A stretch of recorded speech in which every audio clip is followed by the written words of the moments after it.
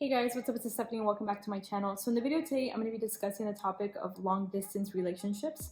This was a question that I got asked a lot from some of my subscribers. So I wanted to discuss this question, especially in PA school, right? How do long distance relationships work? And I do have to say that the entire time I was in PA school, I had a long distance relationship with my husband, and it was very long distance relationship, especially that first year. I lived in the US and he lived in a completely different country, which was literally like a 14-hour airplane flight. So he lived on the other side of the world. So that was a very long distance relationship during my didactic year. And how is it keeping a relationship during PA school, like long distance relationship? And not only me, I know some of my other classmates, like their significant others lived in other states, and it was another state that, once again, it was on the other side of the US. So it was very long distance relationships, and it worked out. It's worked out for me and my husband, and I know it's worked out for my other classmates, and thankfully our significant others have been very, very supportive. So if you are about to start PA school and that's one of the things that you're worried about, I know definitely that was one of the things I was worried about. If you haven't seen like one of my first videos before I started PA school, where I was literally tearing up because I was really nervous about having a long distance relationship with my husband. And thankfully it worked out. And it's really all about communication, right? And I'm very grateful that during that first year he was overseas, because didactic year is a difficult year. It's very, very hard. You have no time sometimes for yourself. I lived in a cave that entire time because my mom would call me constantly or send me text messages, and she's like, "Are you alive?" Because I would not respond until like 2 weeks later because I was just so busy.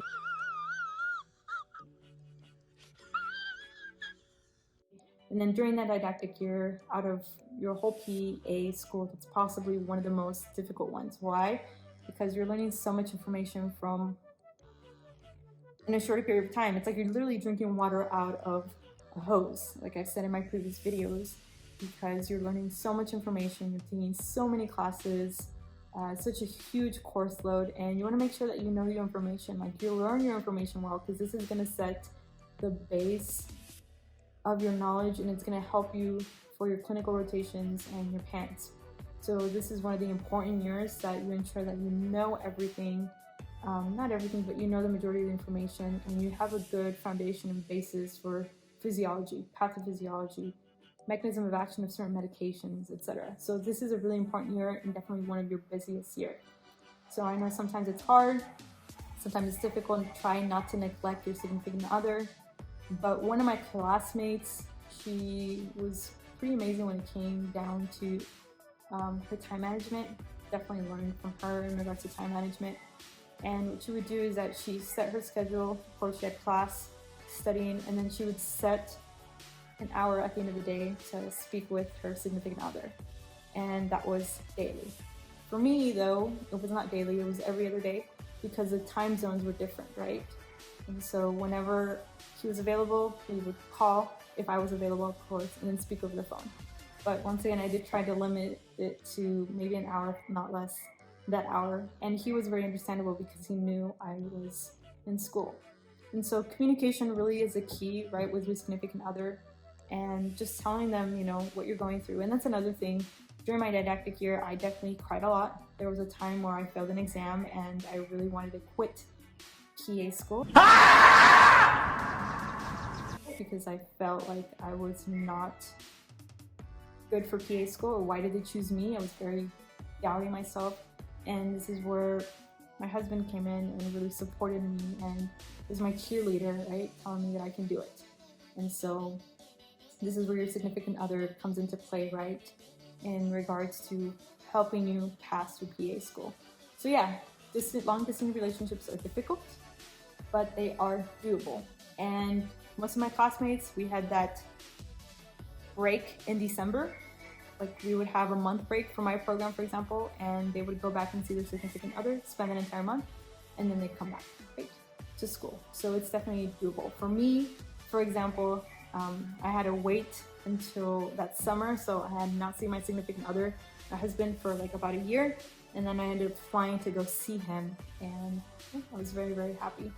Now during clinical rotations, I had more time, especially since during that year, like the 2020 is when COVID-19 hit. So we were out of rotations because a lot of hospitals were not accepting students. Same with doctor's office, and everything just shut down. So we were out of rotations for a few months, and I was able to spend that time with my husband. So I was able to go back and spend time with him, like a few months with him. And he was very understanding once again of me studying for school, preparing myself for school. And it's always about that time management, ensuring that you have good time management. This is how much time I'm going to dedicate to studying. This is how much time I'm going to dedicate to this and this. And that's what I did, especially like my first year. Second year, I had more time to spend. So I always ensured that I spent time with my husband in regards to dinner when I was at home with him, right, during that time that I was out of school. And in the afternoons, being that I was out of school during clinical rotations, I didn't have class. And if I did, it was usually virtual. It was only a few hours. I would spend that entire morning and even maybe until like the afternoon studying. And then after that, the rest of the afternoon and evening, I would spend time with my husband. So once again, it's doable. So for those of you who are in relationships and you're very nervous, your significant other is supportive.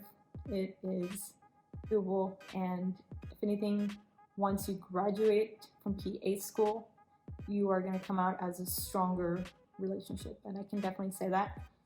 I'm very, very happy. I'm very blessed to have an amazing husband that really supported me and was my cheerleader the entire time. So if they're supportive and they're your cheerleaders, nothing really can break you. And I can say that from my other classmates that I saw that had significant others that were not living in the same state or city where they lived. They're still with them, right?